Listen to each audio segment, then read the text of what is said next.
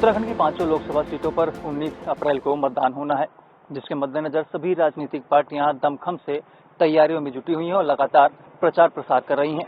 ऐसे में जनता का मूड क्या है, यह जानने को लेकर ईटीवी भारत की टीम टिहरी लोकसभा सीट क्षेत्र में मौजूद है।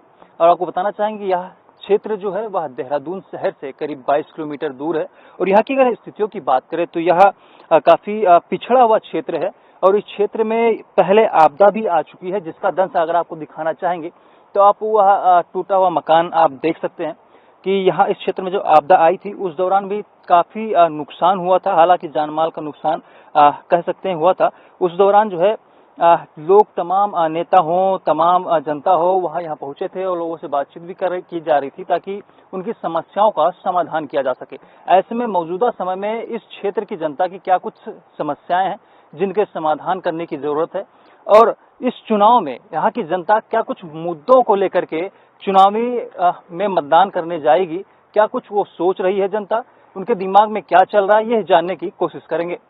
अच्छा, अगर हम देखें तो इस क्षेत्र की समस्याएं क्या रही हैं, क्योंकि पहले भी यहाँ पर आपदा आई थी, तमाम दिक्कतें हुई थी बहुत ज़्यादा।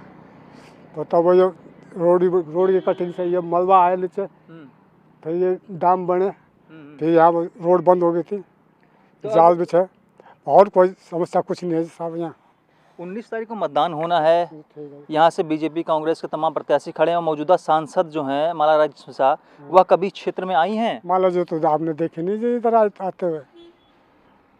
तो फिर जब मतदान करेंगे तो दिमाग में क्या रहेगा, किसको मतदान करेंगे, क्या सोच रहे हैं, क्या है आपके मन में? अब देखेंगे जी, अब जिसे भी देंगे आप हमें बताएंगे। कुछ और भी लोग यहाँ ग्रामीण मौजूद, उनसे बात भी कर लेते हैं। दादा, क्या नाम आपका? मेरा नाम सुरेंद्र सिंह रावत है। सुरेंद्र जी, मुख्य रूप से देखें तो समस्याएं क्या क्या, क्योंकि हम देख रहे हैं आसपास पत्थर पूरे पड़े हुए हैं, आपदा के बाद किसी जस की तस बनी हुई है। मेन समस्या भाई जी यही है। समस्या मेन क्या है कि आपदा के बाद कोई भी अधिकारी यहाँ निरीक्षण करने नहीं आया और किसी ने कोई समाधान नहीं निकाला। दोबारा बरसात आने वाला है, फिर क्या हाल होंगे ये पता नहीं है।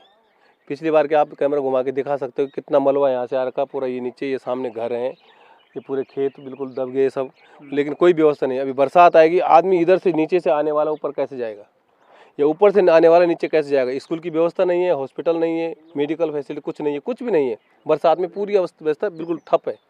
तो चुनाव होना है, 19 तारीख को मतदान होना है, तो क्या कुछ मुद्दे रहेंगे दिमाग में, क्या सोचकर मतदान करेंगे? देखो, मतदान हमारा अधिकार है, वो हमको देना ही पड़ता है, बट मुद्दे बहुत हैं सरकार से। लेकिन सरकार के हमारे मतलब सरकार से क्या, हमको क्षेत्र पंचायत, जिला पंचायत, हमारे विधायक, हमारे सांसद, उनसे शिकायत है कि आप कम से कम ज़मीनी तौर पे जाके और कम से कम निरीक्षण तो करिए, आपके क्षेत्र में क्या हो रहा है, क्षेत्र की व्यवस्था कैसी है, कौन कितना परेशान है, कितनी फैसिलिटी है, कहाँ पे क्या है, किस सड़क है, बिजली है, कहीं पानी है, कहीं नहीं है, क्या है, ये चीज़ें मेन मुद्दा है। वर्तमान हम देख रहे हैं कि जो राज्य सरकार है वो तमाम अपनी योजनाएं गिना रही है, विपक्ष तमाम सवाल खड़े कर रहा है, तो इन चुनाव को किस तरह देखें? क्या मात्र यही रह गया है कि चुनाव मतलब योजनाएं गिनाई जाएँ और सवाल खड़े किए जाए सरकार पर? मेरे हिसाब से तो राज्य सरकार तो योजनाएं दे रही है, पर जो हमारे जो मेन जो क्षेत्र के अधिकारी हैं वो ज़्यादा संज्ञान नहीं लेते इस बारे में। तो अब ये देखने का मतलब ये है कि अब सोचा जाए कि क्या किया जाए, उनको बदला जाए, राजनीतिक पॉलिटिक्स बदली जाए या फिर जारी रखी जाए, इसमें विचार करने को है। आपका क्या नाम है साहब? विवेक राणा।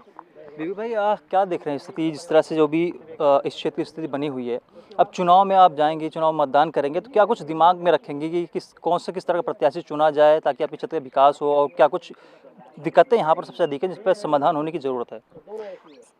प्रत्याशी क्या करना भाई जी, अब जब कुछ हो ही नहीं रहा हमारे क्षेत्र में तो हम कहाँ जाके वोट देंगे? तो मतदान नहीं करेंगे? मतदान तो करेंगे, बस सोच समझ के करेंगे ना फिर। बिल्कुल। क्यों फिर ऐसा में कैसे होगा कि ना यहाँ रोड है, ना कुछ है, ना पानी की व्यवस्था भी कमी है, ना रोड, ना कुछ। बरसात में काफ़ी दिक्कतें होती है सबको, सबसे ज़्यादा तो बच्चों को होती है। कहाँ स्कूल जाएंगे, कहाँ पढ़ेंगे, कहाँ से लाना, कहाँ से नहीं लाना। 24 घंटे बरसात में नाले नूले आते रहते हैं, सड़क बनती नहीं। तो नेता यहाँ आते हैं घूमने, विधायक यहाँ आते हैं कि नहीं आते स्थिति जायजा लेने? नेता तो आते हैं और चले जाते हैं, बोलते हैं कि बन जाएगा, मगर कब तक बनेगा? हम तो ऐसे चले गए ना, एक के भरोसे दूसरे के भरोसे कब तक रहेंगे हम? समस्या ये है सर, जैसे हमारा रोड का है, पहले नंबर मुख्य समस्या यह है कि रोड जो है बहुत सालों से सिर्फ 2023 से पैनिंग में पड़ी हुई है। अभी तक जो है इसमें कोई काम नहीं हो रहा है, कोई कुछ नहीं हो रहा है ऐसा। हमने इसमें जो है प्रस्ताव दे रखे, हमारे यहाँ पे मुख्यमंत्री जी भी आए थे, धामी जी हमारे सर्किट में आए थे, उन्होंने भी वादा किया था कि बोला आपकी रोड हमने पेंजसवाई में डला दी है, लेकिन वो बता देंगे अभी पैसा सैंक्शन नहीं हुआ, ये नहीं हुआ, वो नहीं हुआ, लेकिन लोगों को जो है वैसे समस्या जो है बहुत हार्ड है। टिहरी लोकसभा सीट क्षेत्र के तमाम ग्रामीणों से हमने बातचीत की।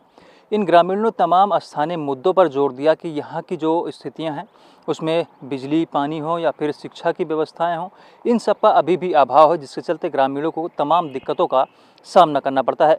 ऐसे में 19 अप्रैल को होने जा रहे चुनाव के दौरान ये लोग इन स्थानीय मुद्दों को ध्यान में रखते हुए ही मतदान करेंगे। कैमरा पर्सन के साथ रोज सोनी, ईटीवी भारत, देहरादून।